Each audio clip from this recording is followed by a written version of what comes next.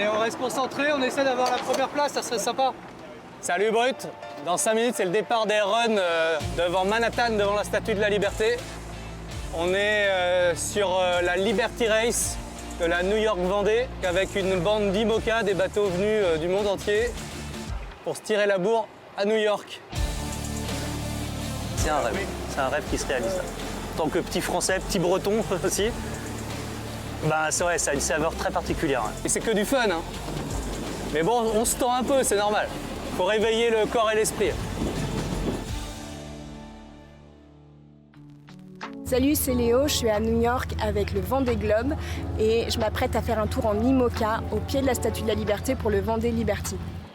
5, 4, 3, 2, 1, top. Je vois les bouées, hein. De toute façon on vise les bouées.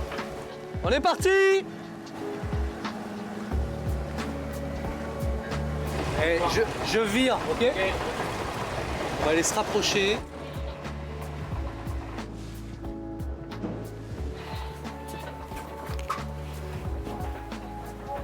La difficulté, c'est de garder une vitesse la plus élevée sur cette portion, parce que c'est un sprint entre plusieurs bouées. Comment? On peut aller plus bas. Ok. Putain, on se prend vite au jeu. Hein. On est des gamins, un peu. Avec des jouets très chers et très compliqués et très fragiles. On reste haut. C'est un touriste. C'est un plan d'eau assez spécial en fait, aussi avec ses effets de suite, du trafic, du courant, enfin voilà, c'est... Mais c'est un lieu quand même assez mythique quoi. On a une bonne vitesse, c'est chouette là. C'est hallucinant d'être là, c'est un sacré beau cadeau pour tout le monde. On travaille tellement pour mettre au point ces machines. Ça vous gêne pas les jet skis, les hélicoptères, le trafic, les voiliers? Absolument pas, je trouve ça hyper fun. Normalement, on est toujours tout seul. Ah non, c'est génial d'avoir du monde, c'est génial de se montrer.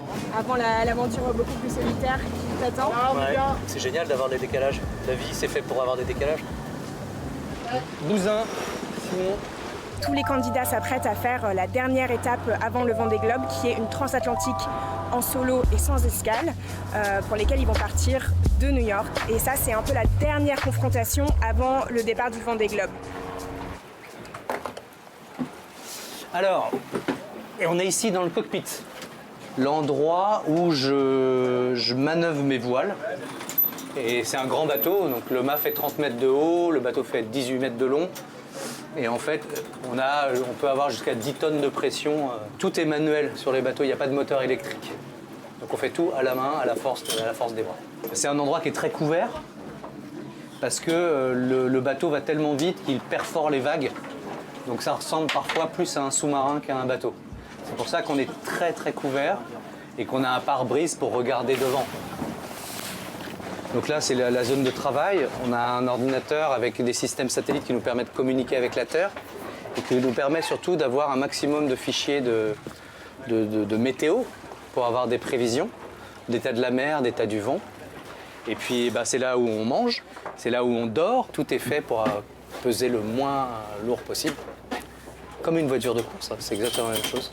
Et on est aux 500 grammes près. Et en même temps, on doit avoir tout ce qu'il faut pour réparer le bateau parce que nos courses sont sans assistance. Donc on doit se débrouiller complètement tout seul. On doit avoir toute notre nourriture, on doit pouvoir fabriquer notre eau et on doit pouvoir réparer le bateau, tous les problèmes qu'on peut avoir. Et on a beaucoup de problèmes. Ces bateaux vont très très vite, ils sont très puissants, très volages aussi.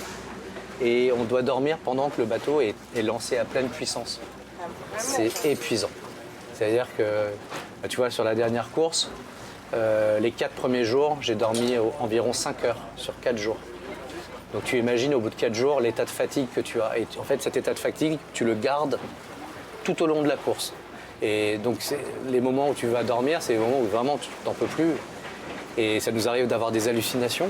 Et justement, moi je sais que quand j'ai des débuts d'hallucination, moi par exemple, j'imagine qu'il y a quelqu'un d'autre à bord alors que je suis tout seul. C'est un peu Shining, tu vois. Il y a quelqu'un d'autre à bord. Et dès que je pense ça, dès que mon cerveau me dit tiens, il y a quelqu'un à bord, je vais me coucher.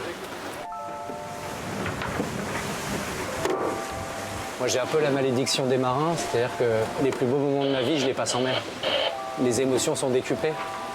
un lever de lune, un coucher de soleil, ça m'émeut, mais d'une façon incroyable.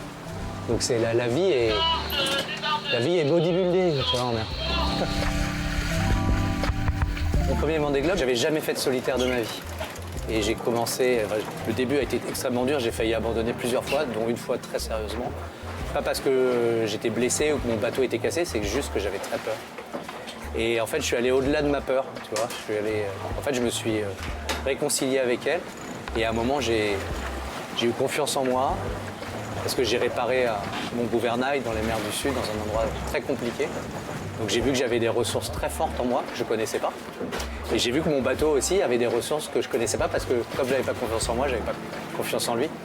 Et à partir de ce moment-là, j'ai volé sur l'eau. J'ai commencé à doubler tout le monde. Et j'ai découvert que j'étais un grand marin, en fait. Et que j'avais des ressources folles. Et puis, en fait, j'ai découvert que tout le monde a des ressources folles. Son truc, c'est qu'il faut aller au-delà de sa peur pour les découvrir, sinon tu les rencontres jamais. Et donc, ouais, je suis arrivé 9e sur 29, donc j'étais très très fier. C'est le premier bisou.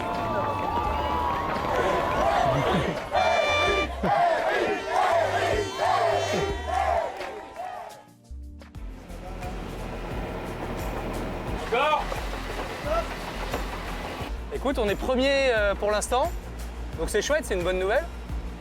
Et on va essayer d'être premier aussi sur la suite. Ce bateau, il a demandé, il y a quasiment 200 personnes qui ont travaillé dessus. Donc il y a 200 âmes, 200 vibrations humaines qui ont travaillé là-dessus.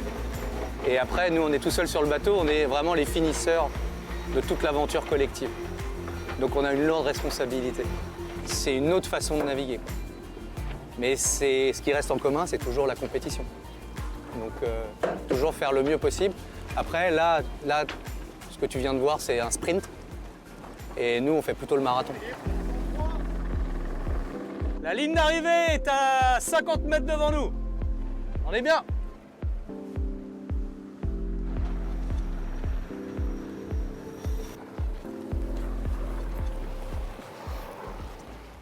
Je veux remercier nos amis new-yorkais qui nous accueillent ici dans un contexte extraordinaire.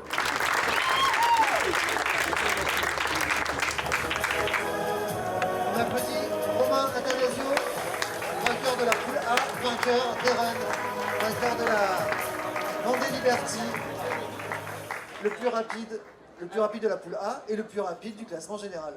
On est deuxième. Voilà, on est deuxième, donc c'est pas si mal. Mais bon, ce qui compte, c'est qu'on a passé un super moment. Là, c'est le dernier départ avant le grand départ, le 10 novembre à 13h02 pour le Vendée Globe. Il n'y a aucun sport qui demande à une femme ou un homme de partir si loin, aussi seul, aussi longtemps. C'est une aventure à tous les niveaux parce qu'on va dans l'univers qui est le plus hostile à l'homme, la mer. Et on va sur des bateaux qui sont extrêmement complexes, rapides, puissants, brutaux. Et il y a tous les ingrédients pour se faire très mal. Et avec ça, on fait le tour de la planète. Pour moi, dans ce que l'homme a créé de plus fou, peut-être qu'en tête de liste, il y a le Vendée Globe. Donc c'est une aventure humaine extraordinaire.